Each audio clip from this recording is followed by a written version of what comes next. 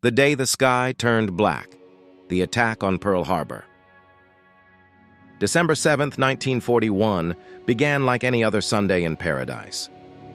The sun was just beginning to rise over Oahu. Palm trees swayed gently in the tropical breeze.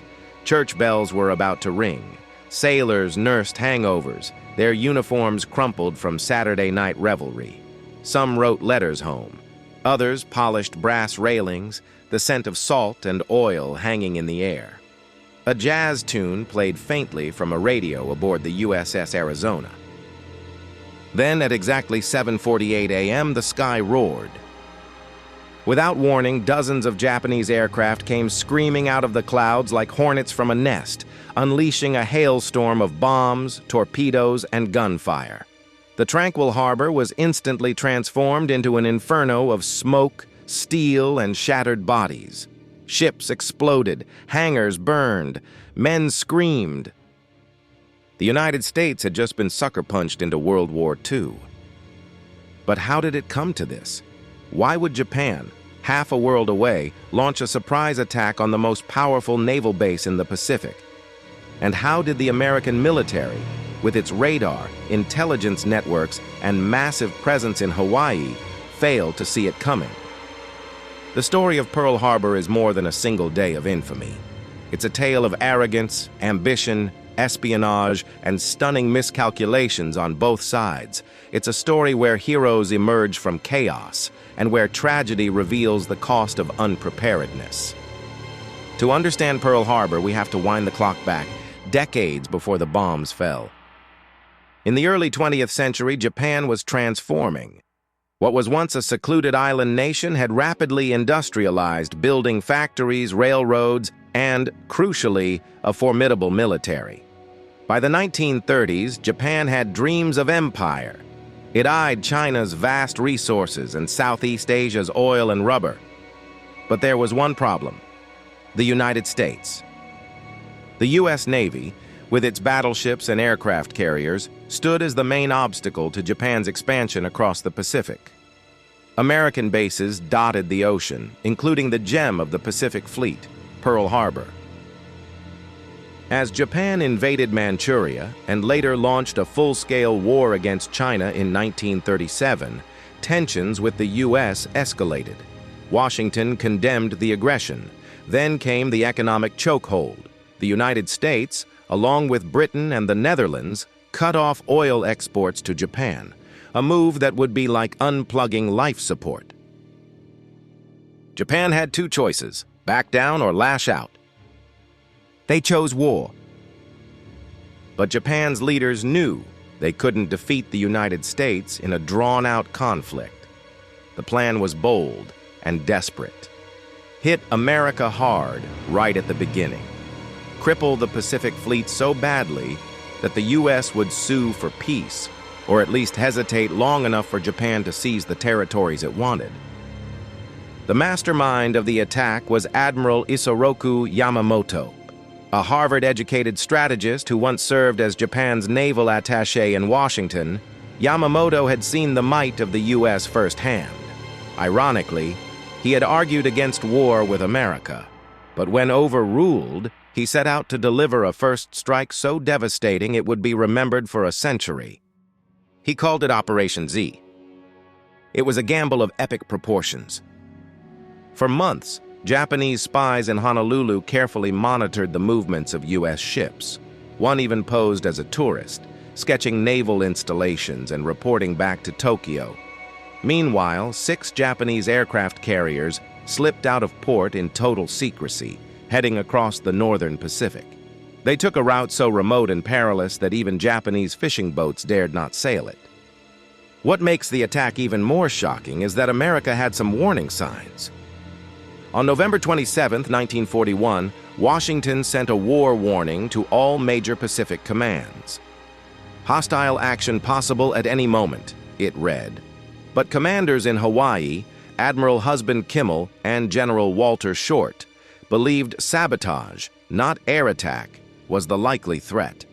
After all, no one had ever launched a major carrier-based strike across 4,000 miles of ocean. They weren't alone in their disbelief.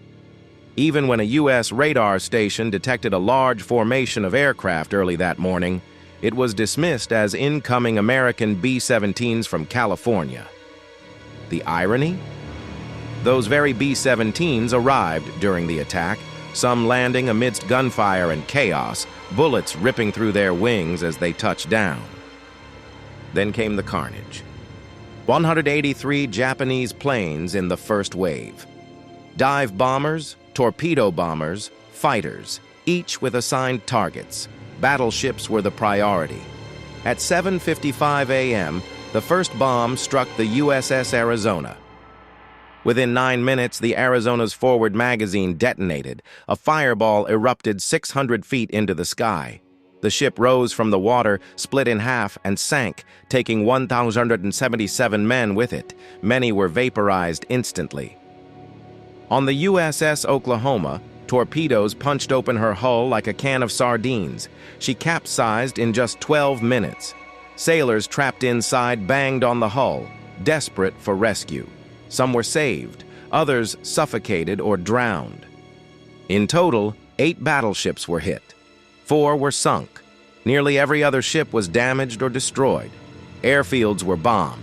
188 U.S. planes were obliterated, most before they ever left the ground. And yet, even in the darkest hour, acts of valor lit up the harbor. Aboard the USS West Virginia, Lieutenant Commander Mervyn Benion, mortally wounded by shrapnel, refused evacuation. He directed his crew's defenses until his final breath.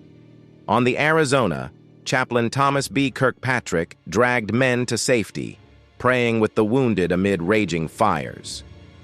Perhaps the most astonishing feat came from Doris "Dory" Miller, an African-American mess steward.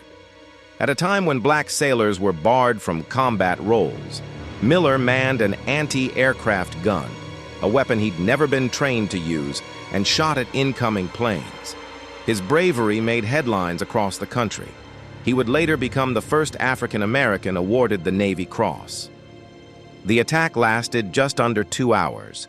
403 Americans were dead, over 1,000 wounded. Most were Navy personnel. 68 civilians, including women and children, also lost their lives, some from errant American anti-aircraft fire. The Japanese lost just 29 planes. In military terms, the operation was a stunning success, but it was also a strategic disaster. Admiral Yamamoto had hoped to eliminate America's will to fight. Instead, he awakened a sleeping giant. The very next day, President Franklin D. Roosevelt addressed Congress. His voice, calm but resolute, echoed across the airwaves. Yesterday, December 7th, 1941, a date which will live in infamy, the United States of America was suddenly and deliberately attacked. Within hours, America declared war on Japan. 4 days later, Germany and Italy declared war on the U.S., and the world was officially at total war. And Pearl Harbor? It became a rallying cry. Remember Pearl Harbor was stamped on posters, painted on bombs, etched into memory. But behind the slogans were hard truths. The attack revealed deep failures in American intelligence, communication, and preparation. In the months that followed, investigations were launched. Admirals were demoted, generals reassigned. One chilling fact remains. On the day of the attack, all 3 of the Pacific Fleet's aircraft carriers were out at sea. Had they been docked, the blow might have been fatal. The future of the war would not be decided by battleships, but by carriers. And perhaps fate played a role. Pearl Harbor was a beginning, not an end. The war that followed was long and brutal, stretching across continents and oceans. But America would rise from the ashes of that Sunday morning. Men who survived the harbor would go on to fight in Midway, Iwo Jima, and Okinawa. Women joined the workforce in record numbers. The U.S. war machine roared to life. Factories turned out ships, tanks, and planes by the thousands. Japan's moment of triumph would be short-lived. 4 years later, 2 atomic bombs fell on Hiroshima and Nagasaki. Japan surrendered. The war ended. But the echoes of Pearl Harbor never faded. To this day, the USS Arizona lies beneath the waves, a watery grave and a solemn memorial. Oil still seeps from its hull, what survivors call black tears. Visitors come to pay respects, to remember the fallen, to learn the cost of complacency. History isn't just about dates and battles, it's about moments that shape the world. And on that quiet Sunday in December, when the sky turned black and the sea boiled with fire, the world changed forever. Pearl Harbor wasn't just an attack. It was a warning, one we must never forget.